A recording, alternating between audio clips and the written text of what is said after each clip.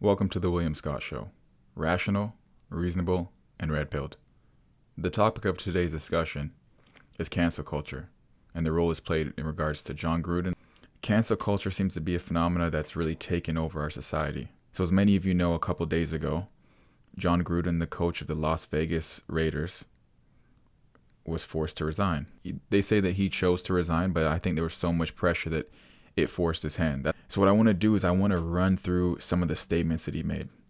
So he's being punished, he's being vilified for comments he made in a string of emails dating back to nearly 10 years ago. So we're going to go through some of these and see, hey, is it reasonable to force his hand to resign?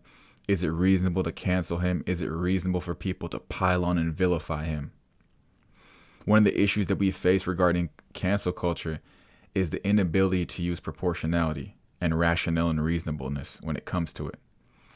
If you murder somebody, first degree murder, you planned it out, you did it, and it was not justified in the least, I think you do deserve to be put in prison. You do deserve to be vilified by the media, by the general public.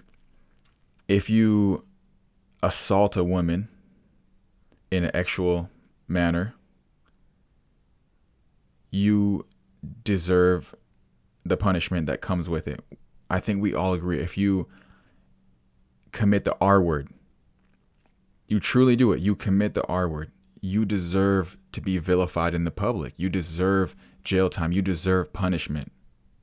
I think we all hold that belief, and it's a consensus among almost everybody in the entire world. However, if you hit on a woman and said, hey, you look really good in those jeans, like, I'm interested in you, I find you very beautiful.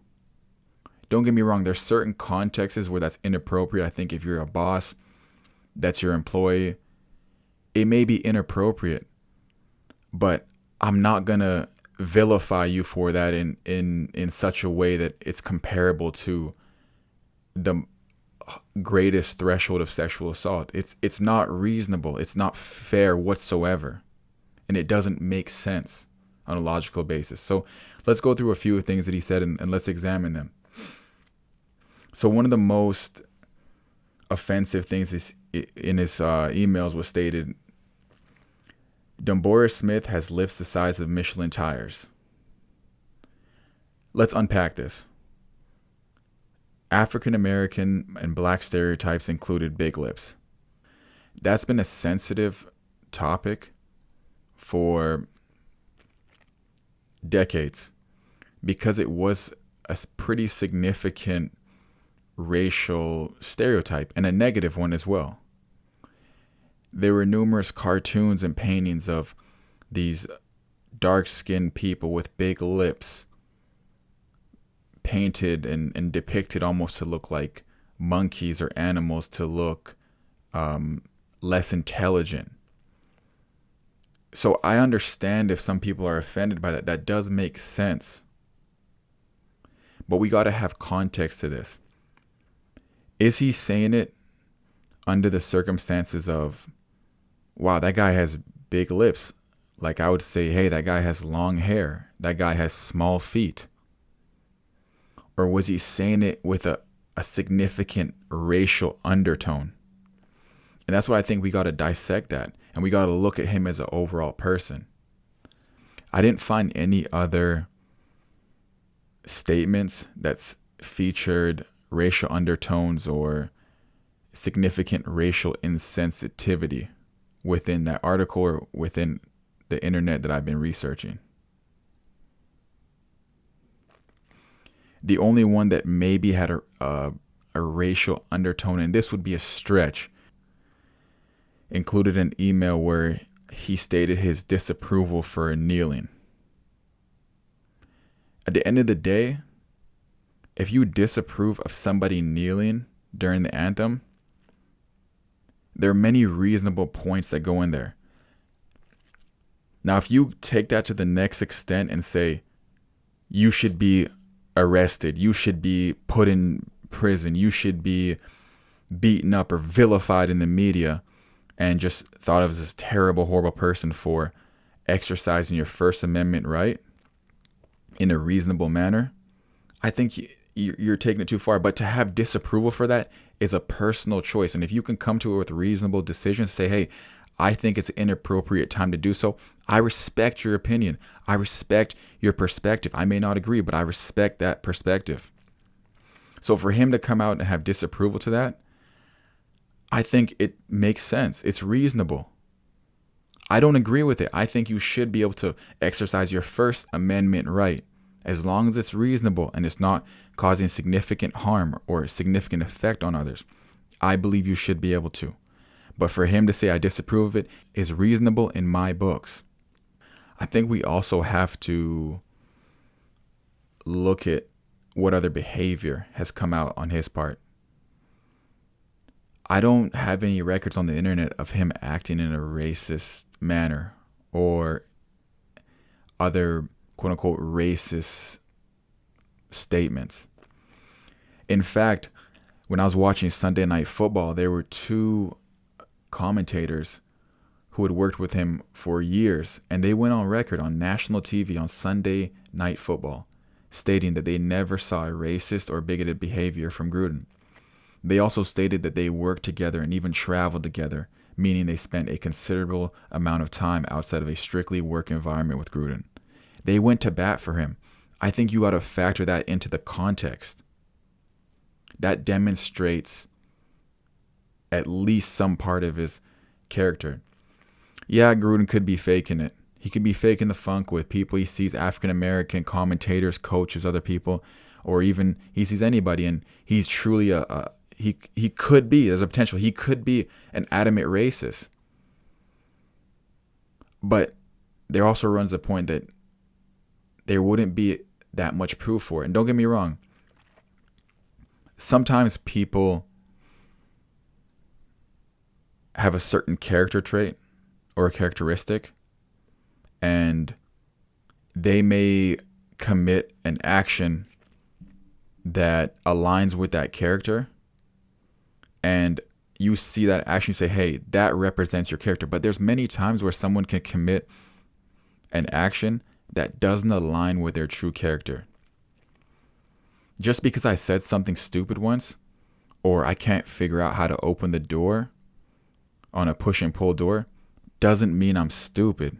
I could still be intelligent, but that one action doesn't qualify me for that characteristic.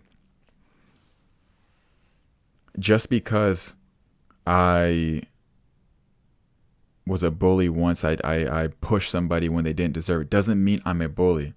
Now, there are scenarios where you do have a certain characteristic, and one action demonstrates that, and you should be reasonably branded as that characteristic. Now, if I commit first-degree murder, I should be branded as a murderer. I only need to do it once to be branded as that. If I, like I said, committed sexual assault and I committed the R word, I should be branded as that. Similarly, if you're an alcoholic and you became an alcoholic, many people do believe that you're an alcoholic for the rest of your life because you're always going to be fighting off that addiction. So there are certain ways that it does demonstrate your character. With that being said, does this demonstrate his full character when there's so much other evidence to consider on the other side of it, saying, hey, this guy's a stand-up guy. He's had great relationships with his African-American players, African-American coaches, African-American commentators in which he worked with. Do we need to vilify him for statements he made 10 years ago that are reasonably somewhat offensive, but are not clear-cut or highly offensive statements in regards to race? So I think in that department, some people have really vilified him, and there's been quite a significant outpouring against him in regards to that. I myself don't think it's reasonable or fair. I'm actually inclined to give him benefit of the doubt because, like I said, if he's willing to say that in an email that was through the NFL network, then why would he limit it at just that? Why wouldn't there be more offensive emails or statements? And like I said, I haven't found any other incidences in regards to racist behavior or actions or statements or beliefs and thoughts on his part. If anything, I've found kind of a counter argument to that, where people who are African American are willing to go on record to almost defend him and defend his character and stand by his side in regards to the race part. Is we would be better served as a society to factor in someone's actions and factor in their intent and factor in the context, then reach a decision. So factor in the time, factor in how truly offensive is this? What are their intentions? What else is involved in the context? And come to a conclusion based off that and practice proportionality. The punishment should fit the crime. We should have a reasonable punishment or consequence for that person. This guy has just lost his job. Is that reasonable? I don't know. I don't think, if we just discuss the racist part, I don't think it is reasonable. I don't think he should have lost his job. And like I said, he did resign, but it seems that he was forced. His hand was forced. I just want to state again that cancel culture can be very poisonous, and we have to be a bit more reasonable and rational when we scrutinize people in the public media, in the public space. Let's be reasonable with the punishment and ensure that the punishment fits the crime. And let's take in all the factors. Let's take in context, intent, past behavior, that serves them and doesn't serve them. Let's take that all into context. And let's make a decision based off that.